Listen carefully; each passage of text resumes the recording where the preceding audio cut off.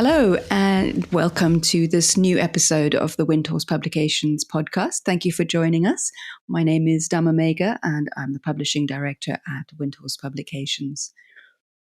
Today, I'm speaking with Nagabodhi about the book we'll be releasing in February this year.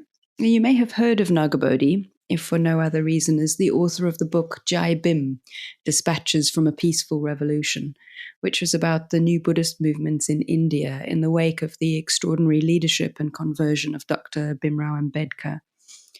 And today we have an in-depth conversation, Nagabodhi and myself, about his new book, which is a biography of his teacher and friend Sangharakshita, who is the founder of the Triratna Buddhist movement and order, and a rather extraordinary and complex man, and a pioneer of the movement of Buddhism to the West.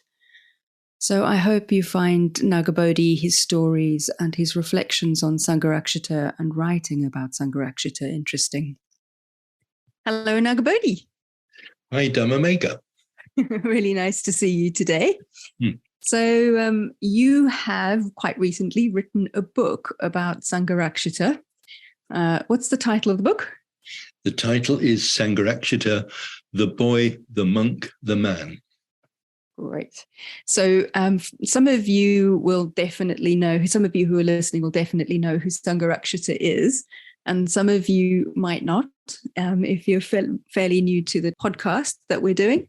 So Sangharakshita was, amongst other things, the founder of the Triratna Buddhist movement. So maybe Nagabodhi, you could just, before you talk about writing the book about Sangharakshita, just talk a little bit about when you met him, in your own first meeting with him. My first meeting was oral, in that a friend at work, I was in a BBC cutting room, and the person I was working with most closely in that cutting room, I was the trainee assistant editor. The assistant editor was already involved with Sangharakshita, and I was already calling myself a Buddhist. And this friend lent me a tape, one of Sangharakshita's, a tape of one of his talks, his talk on the Tibetan Book of the Dead. Strong stuff. Yes, but I was very, very, very, very pleased to listen to it. I have to confess too that I also used it for a while to help me sleep, because there was something about his voice that was so kind of relaxing and calming that, having listened to the talk a couple of times, I think there was one night I was in bed listening to it on a reel-to-reel tape recorder in those days, and I fell asleep. And sort of I had a light bulb moment and thought, I found a very good way of falling asleep. So for a while, my first real encounter with Sangharakshita was hearing him talk, but then also having him invade my dreams. When I actually met him was thanks to the same person, the colleague at work. One November night, a rainy November night in 1970, he kind of dragged me along. I wasn't wanting to meet a teacher or join a Buddhist group, but he was a cutting room. A BBC cutting room is a very small space, a little bit bigger than a phone booth. I let him persuade me to come along to a talk, and it was a talk called the Jewel in the Lotus, which is one of, really is a very, very engaging, magical, interesting, stimulating talk. So I was very lucky that was the first talk I heard. I have written about this, not in this book, not in the one I've just finished, but in Jai Bhim, the book I wrote about 40 years ago. I was in the front row of a very small audience, maybe 30 people, maybe 40 people in the room. And Sangharakshita was got up to speak, not terribly prepossessing, this man in his mid-40s, wearing robes, but also very obviously a thick mustard sweater underneath it. And sort of civilian clothes underneath the robes, with his hair down to his shoulders, his fingers covered with rings. It wasn't like my first meeting and handshake had particularly got me excited. But when he got up to speak, and he just talks at the beginning of that lecture about, he just spins a kind of an image of a caravan, caravan of Tibetans with some lamas and their outriders making their way across the Tibetan plateau. And he's going to weave the way to how you come across walls with the mantra engraved on it, and past stupas with the mantra painted on it. But as he just stood there talking about this, just weaving his way into the story before he'd really got started, I came close to fainting. I was in the front row on the extreme distance from the door. So to get up and leave the room would have been, I was too self-conscious to do that. So I sat there, and for a long time I pondered what was going on. And it wasn't anything magical. I met my guru. I don't think it was, but there was something about the sort of simple authenticity and ease with which he spoke. Again, about nothing magical, Tibetans on ponies going across the desert wastes. But there was something about him that was so authentic that it was if whatever in me was shallow and unformed recoiled in shock.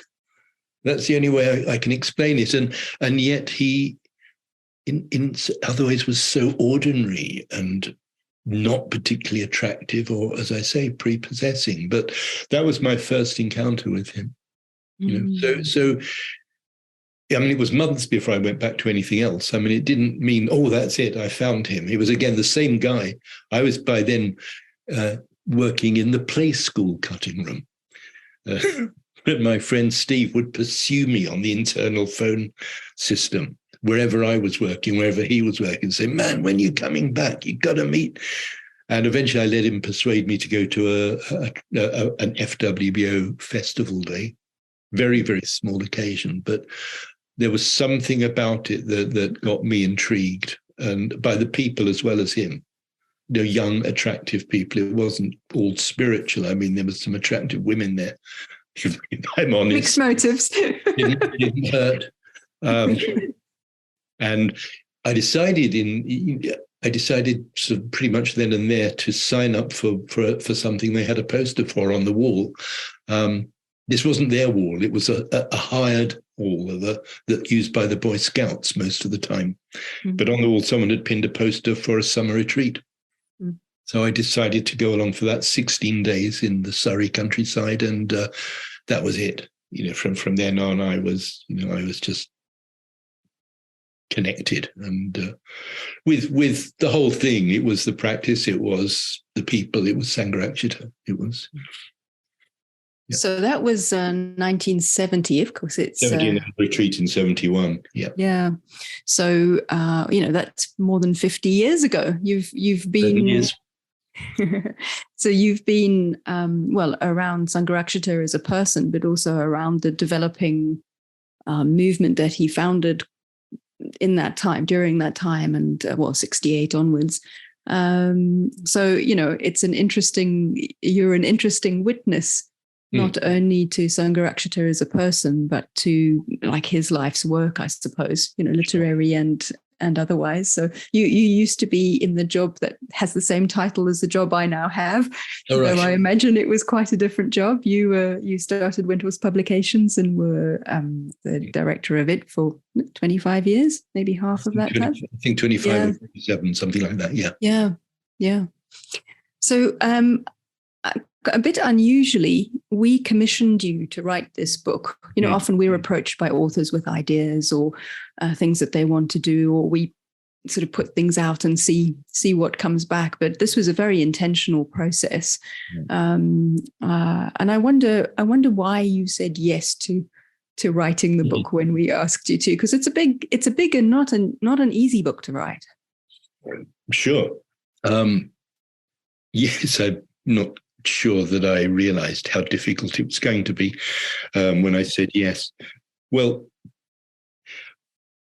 I wrote a book back in 1985 which got published in 1988, Jai Bhim, Dispatches from a Peaceful Revolution. That was an account of the sort of the adventure I went on with Sangharakshita, traveling around Western India, mainly watching Sangharakshita do his work among the new Buddhist population there. Some of us, and joining in sometimes myself giving talks and so on. It was just this wonderful experience, which I knew had to be written up by someone. So I wrote that book, and we published it back in 1988, 89. And I mean, to be honest, I'd hardly written anything since then. I think I was still editing the magazines, the Movement's magazines, Mitratar, and the newsletter, which became Golden Drum before it was Dharma Life. So I would write editorials and articles occasionally, short articles, 1,500 words. I hadn't written anything. And then when I stopped doing that, just the shape of my life, the other things I was doing militated against any serious writing work. I guess in between, a lot of friends who liked the first book would really express surprise that I wasn't doing more writing. I remembered the excitement of writing that first book, but it didn't seem to fit into my life. But funnily enough, on New Year's Day of the year before last, I guess we were in the pandemic, I was out for a walk with Vimlachita, my wife, and she was having a go and about my writing. And so I made a resolution that I would at least do something, even if it was just take more care over the emails I wrote. I would turn them into something more of a literary hobby, if nothing else. And then you guys approached me in April. I was really intrigued. The letter, Divan's email, suggested it would be of about 20,000 words.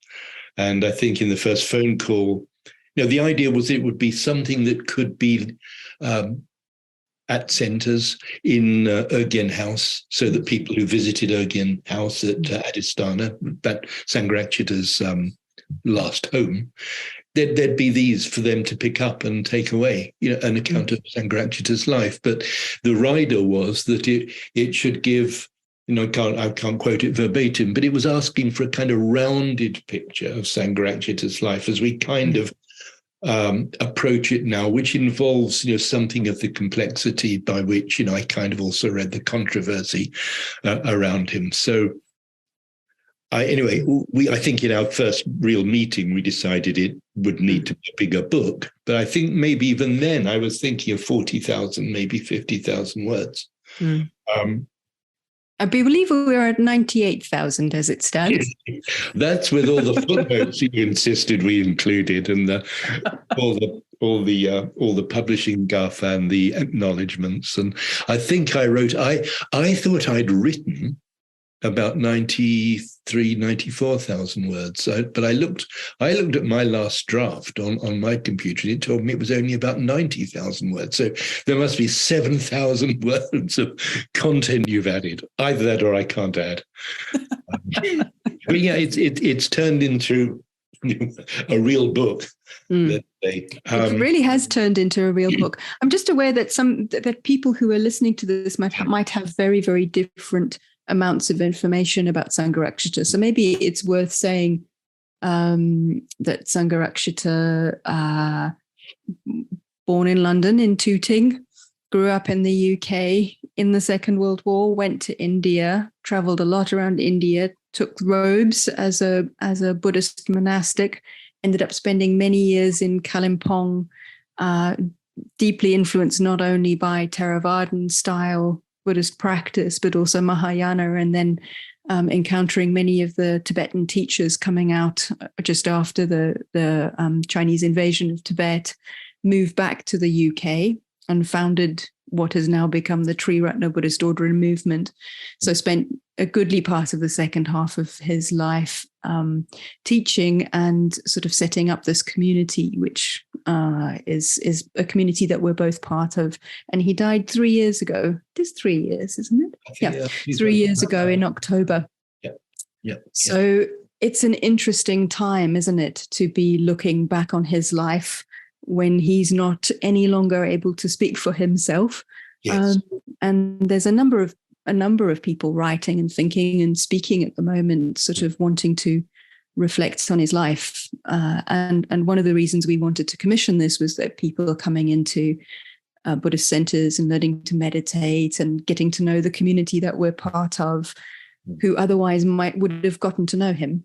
It's no longer possible. So this is a sort of way of letting people know about Sangharakshita, but also, as we'll get into it, there are some quite controversial aspects of his life, whether that's in his sexual relationships and also some of the approaches he took to gender in relation to traditional ordination, gender in relation to the kind of norms of our society around gender, and a number of other things. So when you say we were asking for a well-rounded book, we wanted you to be able to kind of address all of that, really, just to give people a little bit more background if they don't know it.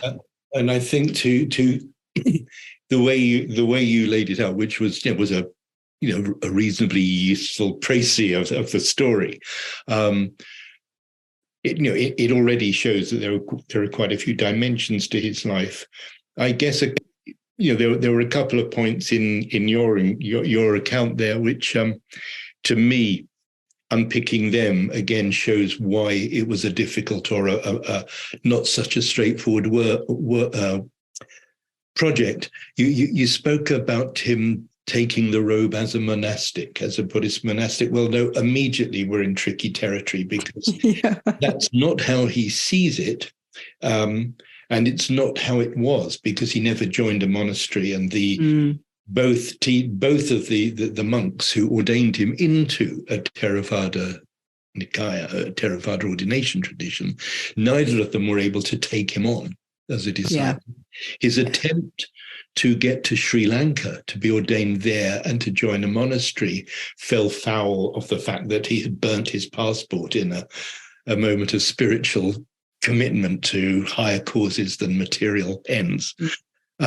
So there are stories that maybe could have been quite different about his life, but actually underlying it, as he always made quite clear, though I think it was an evolving clarity even in his own mind, was that he never thought of himself as being ordained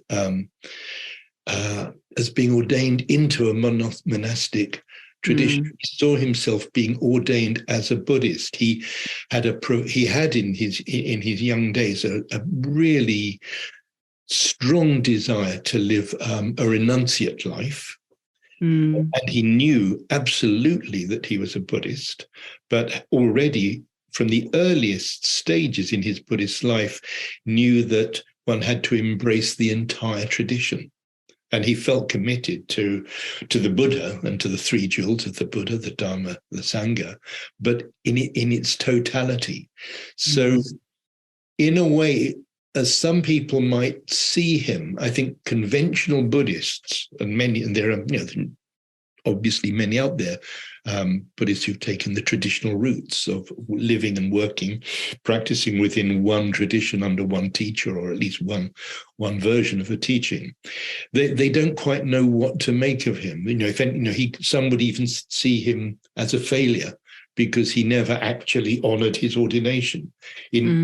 In his mind, in his inner world, as I've tried to tease out in my book, it was never quite like that. He was absolutely a Buddhist, but working out what that really means for him, and by extension, therefore, what it really means to somebody living in the modern world, the global village, a world where traditional ways of practicing, where perhaps in your whole lifetime you'd only meet the one monk who occasionally visited your village. How are you a Buddhist in this world? Well, first, how are you a Buddhist anyway, in relation not just to the teachings of one tradition, but in relation to who and what the Buddha was? And then how are you a Buddhist in this modern world? I think the other point that you sort of necessarily skated over was that he came back to England and started a new movement. Well, he came back to England at the invitation of the Buddhist Society, and to cut a bit of a story short, they hoped that he, as the senior most monk of British origin, he could sort out some of the tensions and controversies within the British, the tiny British Buddhist world of 1967 or 66 when he first came back. He came back in all good faith, just thinking he would do what he could to help out and then go back to India. And it was only his realization of what was going on in the Buddhist world in Britain, but also the discovery that this was an opportunity. Here was an opportunity to bring the Dharma into a world where it was virtually unknown, and where it was known, particularly in Britain, it was often misunderstood, misrepresented, already lost in meaningless, out-of-date issues of orthodoxy, and so on. And so, in a way, it was the ideal situation for him to carry on, the experiment of discovering what it means to be a Buddhist. But in the course of doing that, what does it mean to bring the Buddhism, and not just Buddhism, but the Buddha, the Dharma, and the Sangha into this modern world? So it was a kind of two-way process. What was going on in him affected the kind of movement he founded and the opportunities available to him in the West as a very sincere Buddhist practitioner allowed him to do it in a new way. And so already, we're happy to move on to the sort of the sex stuff, but it was, that's the real core of the thing. And in a way, the sex stuff is merely an extension, of that, of what does it mean to be a Buddhist? What did it mean for him? What does it mean for anyone? And in particular, how does one go about doing it in this world? And he didn't just have the idea of starting, his own little group. There are plenty of famous teachers, famous because they've written books, who've never tried to start a movement. But from the earliest time, he saw the West, and in a sense, beyond that, he saw the modern world needing the Dharma. How do you do it? I think it is one of the most kind of interesting and, in a way, complex dimensions of the book, which actually don't come across as particularly difficult to read or engage with, because you tell it so well and with so many stories and anecdotes and perspectives. But this thing about thinking the Dharma universally and thinking the Sangha with the people that were going to be forming that Sangha, and trying to make something that would work, and actually has, in a way, has been the successful establishment of a Sangha, in the sense of really, really deep interpersonal connections and relationships that continue over years and decades and form the context for people's spiritual practice. Yes. It's a very interesting combination, looking at how he thinks about Sangharakshita is trying to think about the Dharma across Buddhist traditions more broadly, and think about, in a way, he was so looking for connection and Sangha in the early parts of his own search. Like, he was a sincere practitioner who couldn't really find a context where he could be that in full. Yes. Or well, in his way, he lived it very fully. I mean, he found inspiration where he could find it. And in the earliest days in India, he found it among some of the Hindu saints and swamis. And then as he encountered Buddhism, not particularly in the Theravada world, but especially in Kalimpong, he took tremendous inspiration from his friendships and initiations with Tibetans. So he managed to live a very sort of full-on Buddhist life, internally and externally, as a teacher, commentator, as a colleague, you could say, of Dr. Ambedkar, the great hero of the former untouchable masses who converted to Buddhism, and so on. So he was living that life, but in the West, it just presented new opportunities and new challenges. just referring back to the way you put things. Somebody who's read the book, sort of reasonably well-known sort of British commentator, was kind of interested in, I think the way they spelt it out was, couldn't quite understand how the book at times seemed to just get a little bit bogged down in things like, how men and women interacted and so on. That whole dimension of the work that we and Sangharakshita were doing through the 70s, 80s, 90s. I think we're pretty sorted out now. But I realized after a while that I realized, yes, people don't kind of get it, because we're so used to Buddhist teachers who come over and, well, they become well known as meditation teachers. That's what they do, or they have a particular angle on Buddhist life, Buddhist practice, which they communicate through their books, while maybe living in one, particularly most of the time in one monastery that they've set up. I can't really think of anyone else who has established from scratch and even thought, deeply, well, what would it mean to just wipe the slate clean and create, a context, an environment, fed by a stream of teachings that might work in the modern world.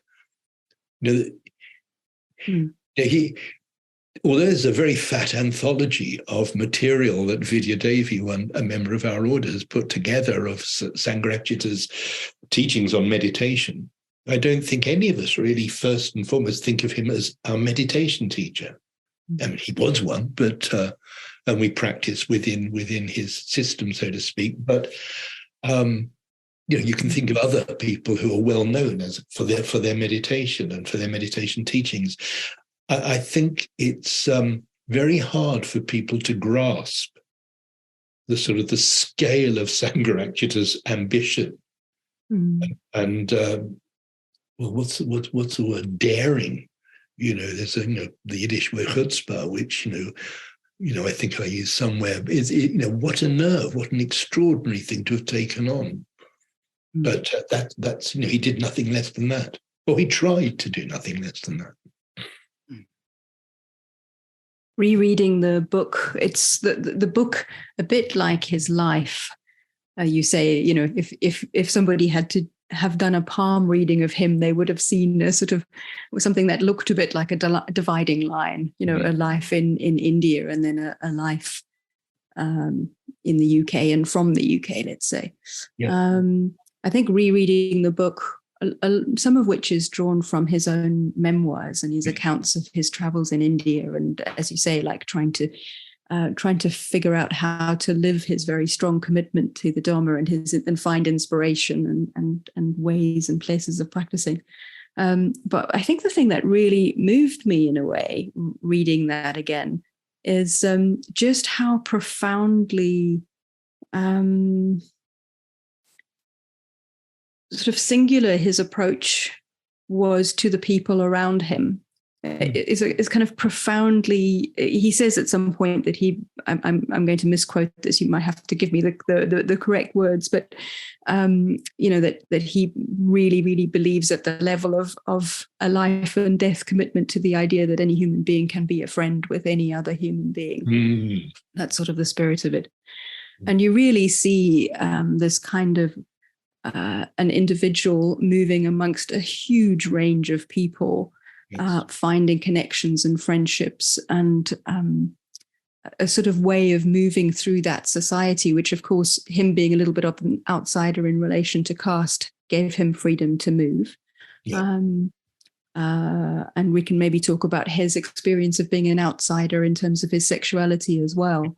Yeah. But I think I was just quite moved and impressed, and you've captured in a way kind of slightly singular, very driven, anachronistic man who nonetheless moves through all of these social and sort of spiritual spaces with extraordinary ease. It's fascinating that,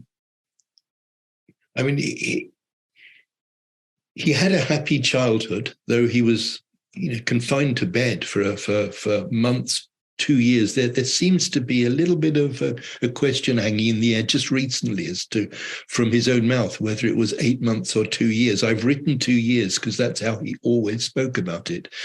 But he said that he had an inner life that was far more sort of demanding and engaging and absorbing than you'd find even among the most extreme introverts. It's hard to know whether I'd call him an introvert, because in some ways he did live an intense inner life. And yet, yes, he seems to have been able to get on with people and meet people, in the army. And he was conscripted, of course, because during the war. So he was 18 when he went into the army, and he seemed to have friends there. But then in all his time off, he was going off to visit these Hindus who lived down the road. And all his free time was spent among them, learning something of the language, learning to eat Indian food, getting to know the Indian world. And that was when he was 18, 19. And it continued for the rest of his life, whether they were Tibetans or Chinese people that he lived among in Kalimpong. He always seems to have been able to just make connection, learn from people. He was a real collector. In later life, he collected and polished stones, but he was collecting. I mean, his knowledge of such written Buddhism, and accounts of Buddhism as there were when he was 17 and 18. I mean, he'd probably read just about anything going. And, he collected information, he collected practice, he collected friends. He just had this sort of magnetism, which just, out of his own interest and fascination, drew things to him. And he lived very vividly in the world. If he went off, when we started to center in America, the East Coast or the West Coast or in New Zealand, he would have, by the time he arrived, he would have read the history of the country. He would be familiar with the poets, its literature, its laws, and the Buddhist scene in that country. He lived in 4 dimensions. Mindfulness for him wasn't just space. It was also time, and it was also the kind of cultural depth of a place. To be around him, in a way, yes, he lived very vividly among us. That didn't mean that he was, he wasn't easy friendly. He could be, but I lived with him in communities twice, and he enjoyed teasing. He enjoyed telling anecdotes. He enjoyed being able to talk about the books he was reading to a degree that was daunting. But there was also something about him that was so engaged in purpose that there was also a slight force field pushing you away. And this was one of his intimate friends. And I don't mean by that just sexual partners. I mean, there were friends who just quite easily and naturally he opened to. And again, they would come from any country and any social class. There were people who took to him and who he took to in a way that transcended the fact that he was the teacher or even a Buddhist. And he would, just have very easy, relaxed friendships with them. People who he spent a lot of time working with in the movement, it wasn't necessarily the same. We were close, and I was one of them. And it was certainly a friendly relationship, but a lot of the time you were very clear it was a working relationship and a teaching relationship, which again made his character fascinating to be around and a constant koan for some of us, to be honest. You do tell some fantastic anecdotes from the sort of friendly, easy to get together with to how excruciating and awkward some of the dinner parties could be, as everybody just got intimidated and didn't know what to say. Were you ever at one of them? I wasn't, but I have met him in that sort of mode, very, very little, very, very little, I don't know what to say. It's not even feedback, but, very, very little facilitating of social processes. No, he didn't. I did see him try once. It was a very awkward occasion at Padmaloka community. He invited about 8 women from the Norwich Sangha, 8 members of the Norwich order, and to dinner, but asked 2 or 3 of us to kind of to wait on them. And it was like no one knew what to say. And I think eventually a couple of them at the other end of the table just started talking to each other. And Sangharakshita was sitting there, and he just turned to the person on his left who was blushing scarlet with awkwardness, and just said, "A penny for them," that English phrase, "a penny for your thoughts." And I don't think she even knew what to say. It was just such a poor Banti, poor her. He wasn't terribly good at that sort of thing. But in a way, it was fine in India. Arriving in India, people would come to visit him in the flat where we were staying, and it was enough, to just say hello, maybe bow before him or prostrate to him, and just sit there watching us talking. Some of them, he spoke Hindi, so he could speak to, old friends who he met, but it was enough for them to take darshan. And, darshan obviously is not a British institution. And it's it's not that he was trying to enforce that. But I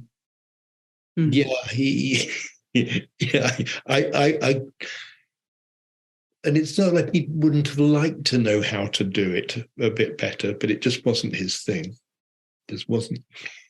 Maybe this is also a good way into the discussions about, what we've been referencing in sort of shorthand as controversies or the controversial aspects of his teaching or his personality. Yeah. I mean, in a variety of ways, perhaps it would be, well, let me say something and then you can say how I should have said it. But you could say that sometimes the relationships between him and the people who came into the movement in a variety of ways were sometimes difficult or fraught, or that there were questions about views about what should or shouldn't happen in that space. And one of the issues, obviously, is that when in the early days of the movement, he started having sex with some of the men who were part of that community. So that's an issue which, wouldn't happen now, but certainly happened then. And there was some concern, upset, certainly, about some of the ways some of those relationships ended. And there are certainly a few people now, a few of those men who slept with him who now say they felt they felt some kind of pressure, internal or external, to do it. Like they weren't fully consenting, even if it seems, thought that they were consenting. So there was, some miscommunication in that. And we're living a little bit, what was actually Subhuti in his endorsement for you said that you'd done a really good job of writing about a man who was a brilliant light and left an uncomfortable shadow. There are these dimensions that are a bit of a legacy and a difficult thing to work out how to be in relationship with. And obviously one of the possible problems is that you can just end up having endless conversations about the Sangharakshita and his sex life. And that just takes up so much space. And on the other, talk about it in relation to Dharma and Sangha, and then what do you do with this dimension? So I wonder about how you approached this. Yeah. You were living around him in the time, and now you're writing about it in a very different time. Well, living around him at the time was totally uncomplicated. You knew he was doing it. Didn't seem to make a jot of difference to how he taught, how he comported himself among the rest of us. He had a very long-term relationship with Mark Dunlop, who was ordained as Vajrakumara, and then 2 or 3 other people, sort of lengthy relationships, and then the last one again, which was some years. To be honest, at the time it was hard to see a problem. Now one looks at just as an issue, teacher, student. you wouldn't do it now. We don't do it now. We have sort of safeguarding and all the rest. But at the time, and we were never in conversations like, what does he think he's doing? It was just not. He was doing that. I mean, it was the fag end of the 60s. Into the 70s, so perhaps you could say that. I think, well, if that had an influence on us, it was that we probably weren't homophobic. I don't think it was like we were all going wild too or anything like that. He was just living his life. It was obvious, it was obvious to us that he was who he was. That was part of it. And to be honest, I mean, it was very painful when years later, people did surface with stories, some of which were, well, actually, there are not that many that were, that were broadcast or that I've heard, privately.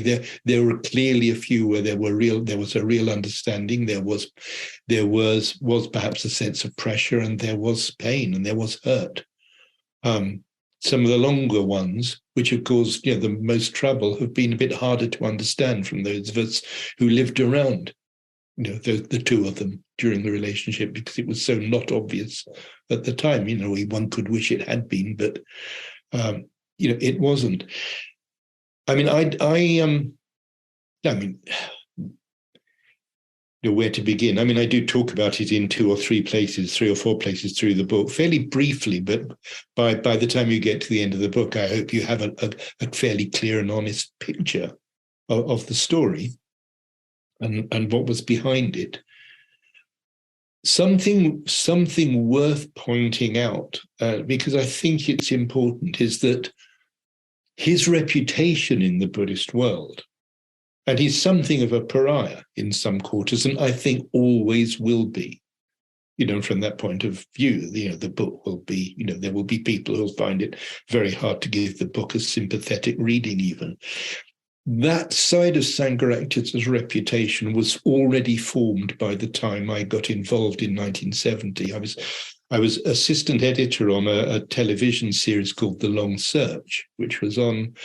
And I remember the director saying that he was going to meet this Buddhist monk the next day and made a really rather lewd, I won't repeat it, comment about what he'd heard about him. This was in 1970, 71. Now, all those rumors about Sangharakshita, which established his reputation, were based on his friendship with Terry de la Mare. It's a friendship that I devote a chapter to. And there is absolutely no question that was not a sexual relationship. Terry was a good-looking man. The age difference wasn't so great in those days, but it was about many, many other things, but it wasn't about sex. I suspect that with Terry, Sangharakshita felt free to talk about the fact that he was gay, because Terry had his own sexual issues, that he wrestled with as a heterosexual. So I think in his friendship with Terry, which became extremely close, extremely intimate, Sangharakshita, fresh from India, living in what he felt was an extremely cold and inauthentic atmosphere of the Buddhist vihara in Hampstead, being expected to be the monk, with all sorts of issues going on around the Buddhist world, which themselves, just as Buddhist issues, affected him because he was so not what people expected. But that he also had this very close friendship with this young man that, was clearly a powerful attraction, just on a human basis. I think people looking at them assumed it was a sexual relationship, and that's how it began. And I once asked Sangharakshita, well, given the reputation you had, might it not have been a good idea, not to kind of play into it? And his answer were 2 answers he gave me. One was, well, of course, I could have remained celibate, but then we would have a totally different order and movement. Because of course he would have been doing the monk thing, and in a monkish way and all the rest. He couldn't have really done the full 9 yards of the project that he was engaged in himself and as a Buddhist. The other answer was sort of, well, if that's what people think of me, why do I need to restrain myself any longer? He'd known that he was attracted to men from the age of 14. In India, as a monk, in living, to the extent he was living as a monk, wearing the robe in India, he did. I mean, he wrestled with the tension sometimes, and his poetry shows that. But he told me point blank to my face that he observed the traditional Vinaya to the letter, which would of course mean celibacy, chastity. But when he was back in the West, it seemed quite natural to him. In partly, because already through his friendship with Terry, he'd got used to being just a person. Terry Delamere called him Dennis. It was with Terry that he started to just wear ordinary clothes when they went off into London together. He just started to feel his way into being a person not defined by the outer sort of the outer living of a sort of monk's life. He'd already in his mind been gradually challenging that for years anyway. What the meaning of the monastic life is, what the meaning of orthodoxy is, and so on. These are issues that had gone back years. So once he felt free, yes, and yes, in a sense, you could ask, someone might say, yes, but why did he restrict his actions to the movement, to these younger people who got involved? In a way, the simple answer is because that's where he was living. It's back to his sense of purpose. He wasn't going off to clubs he had no life other than his life as a Buddhist. And if you strip away feelings of unnecessary feelings of guilt and homophobia, and if, as he thought, the people he got into sexual, whether it was a relationship or an encounter with, if he thought that they were into it as well, which he did, in a way, it was, for him, it seemed quite a straightforward matter. He was aware of the complexities in terms of how that might look outside, but the people he was living and working with, we weren't bothered. So in a sense, he didn't have to address it. Mm-hmm. Later in life, when the stories started to come out, that's when perhaps some of us were disappointed that he didn't say more. And it's one of those areas where in writing the book, I could, many times where I would have loved him to be alive, so I could go and ask him all sorts of questions that I never asked him when he was alive. Mm. But, there are questions perhaps in that area, but I, on the record in several interviews, talked to him about that side of his life more than anyone else. But yeah, when some of the pain that his mistakes, his misjudgments had caused surfaced, it was tough. That it took a very long time, some years, before he wrote, the apology that he did, and whether you'd call it a confession, but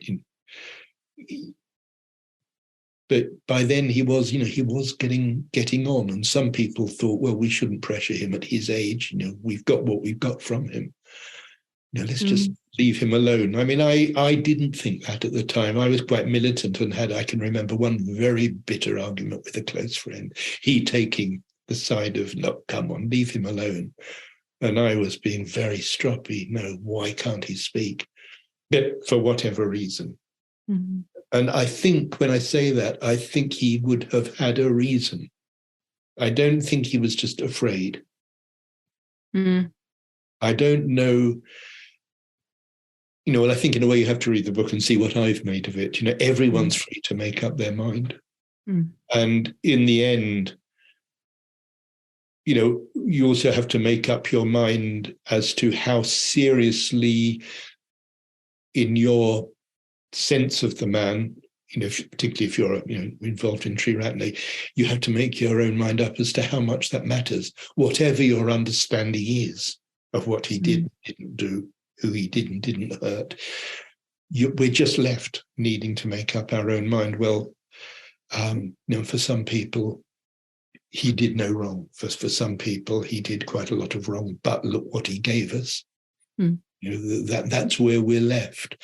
And the world is changing at the speed of light in terms of people's attitudes to gender, sex, and all the rest. I mean, I really don't know if anyone will be interested even remotely in 10 years' time, or maybe the whole culture will have swung back to some kind of Puritanism, and we'll be dashed on the rocks.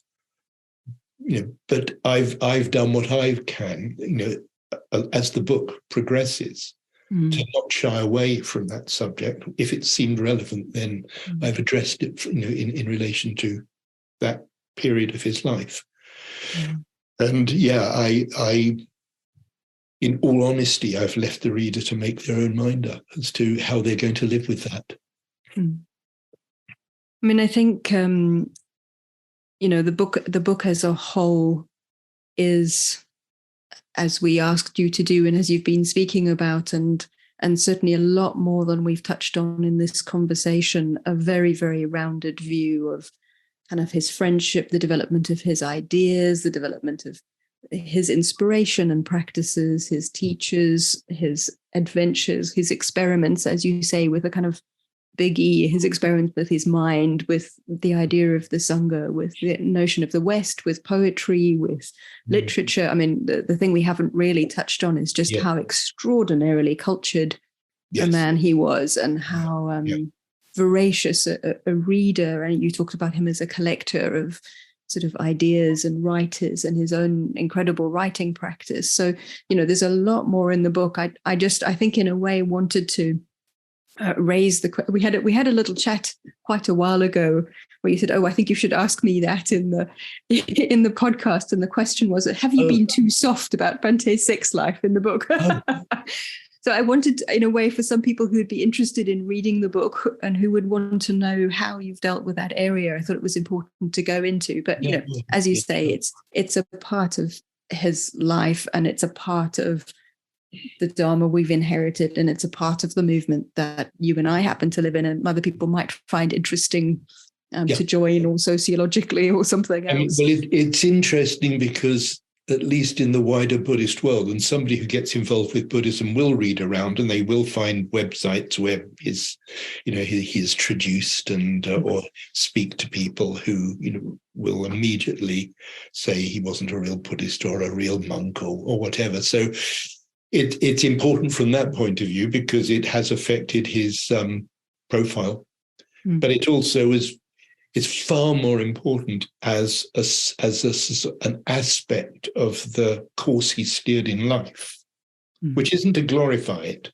I mean, yes, it took daring to kind of live the kind of life he did and to teach in the way he did to start a new movement.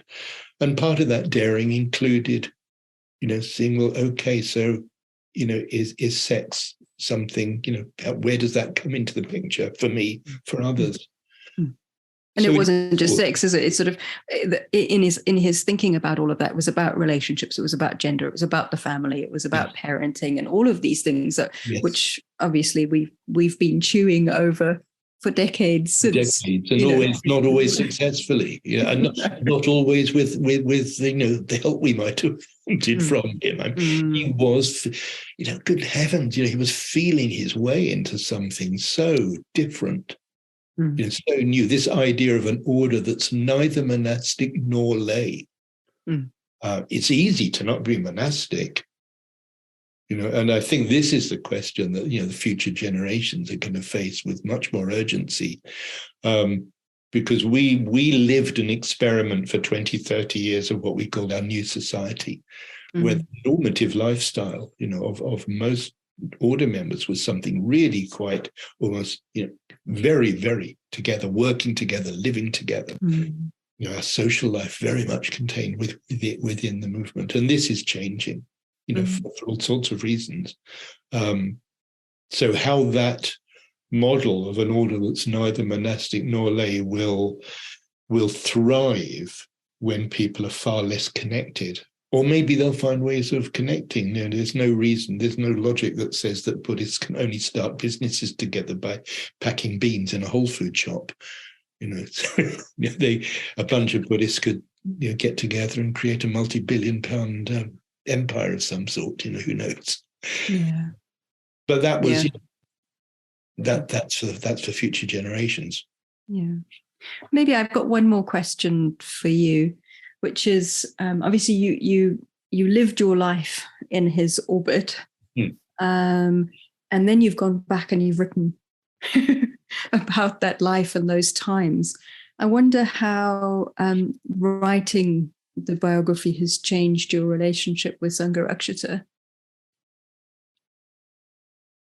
Yeah, interesting. Somebody asked me that question a while ago, and I wasn't very good at answering it. I'm still not, perhaps.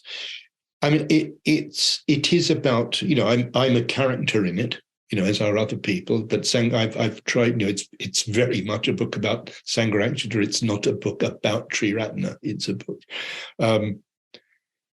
So I'm in there, but you know, it's not a full-blooded account of my relationship of Sangharakshita. I think I've come to appreciate him and the scale, you know, as I kind of necessarily tried to distance myself from things, and that wasn't easy because I started writing it a year and a half ago, not long after he died. But I think, you know, with distance, I at least have, you know, felt able to get this sense of the scale of the project he set himself. You know, the scope of his talent and insight. You know, and I mean, we've not really talked about. Yes, so much of his life, you know, was so much of the life that created the template for our order was the work he was doing inside on his relationship with the total Buddhist tradition, trying to make some kind of sense of the total Buddhist tradition so that he could live it as he intuited as an organic whole and communicate it as an organic living whole, that all the traditions and all the teachers are essentially talking about the same thing and inspiring one on the same journey, that he saw that in himself and tried to communicate that, knowing that the West was ready. It wasn't, if we weren't careful, it would just get lost in a whole series of disparate orthodoxies based on traditions set up long ago in the East. But supposing you ask, you know, what does it really mean to be a Buddhist? What is the tradition? You know, is it a bunch of disconnected cultural bits and pieces, or is it, you know, is it really saying something around which all the other things can be seen to constellate and therefore be drawn from? For nourishment and inspiration, for, you know, without these sort of demarcations and no-go areas. I mean, that's an astonishing project to have pulled off intellectually and spiritually. You know, I mean, it would be enough if that's all he'd done and written a few books like The Survey and Eternal Legacy and 43 years ago, you know, and he did carry on writing, of course, but in a way, even if that's all he'd done, you know, and just sort of found someone rich to give him a home to do it, could have influenced you know, might have had more influence on things than if he did what he did, which was to live it, warts and all, among a rather unlikely bunch of young people, you know, from straight out of the 60s. But then what a perfect timing as well, you could say. So I think I've really come to, you know, with distance, it's taking a shape. And I suppose that's the shape I hope I've communicated, you know, in hopefully not too kind of willful a way. And I think in the process of writing, and actually even since writing, I mean, if I was to go back, I imagine there'd be, kind of emphases that I might, play around with and add as, even with having now finished it and thought about it more for a few months, I thought, my goodness, I don't know that I knew this or really, really understood quite what I got myself caught up in. What an astonishing adventure. He set us off on.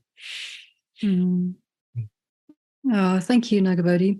Thank you for saying yes, and thank you for writing the book with so much sort of skill and empathy and clarity, and also just this lovely feel for the language. I think if you do end up reading the book, you'll see what I mean by that. It's a very engaging and beautifully written book. And I suppose thank you just also for your capacity to hold all of these dimensions of the man and the project, and try and express how they fit together to some degree, while not assuming that you've done the whole of that job. I think there's a real art to leaving people with enough information and enough perspectives and enough insight into a situation and the person and his life, to be able to draw our own conclusions and to sort of live with it as a living text rather than some kind of hagiography or apologetics or something like that. It really does feel like Sangharakshita is very alive in the book, and at the end of it, you still don't completely know him. And I think that's a real success of a book like this. Yeah, so I just wanted to say thank you, really. Thank you. And lovely to talk about it, to be reminded of it. It's a while now. It's 2 or 3 or 4, whatever months since I finished it. So nice to have this chance to visit that territory. So we're doing this recording right at the end of December, and you're off on a long retreat, which will be fantastic, a bit of a solitary time, a much deserved break. And then I wish you all the best from February when the book is released, and you'll have a whole round of book launches and talking to people about it, and having just a much wider readership, and we'll all engage in what you've written. So I really look forward to that process, and I hope you have a great rest between now and then. Thanks so much, and thanks for the conversation. Thanks, Nagabodhi. Windhorse Publications is part of the Triratna Buddhist community, and this podcast is sponsored by Future Dharma Fund, a Buddhist fundraising charity which helps fund Dharma projects across the world, including ours. If you're enjoying the podcast, please consider donating to them to help them fund current and future projects like ours. You can find out more about Windhorse Publications by going to our website.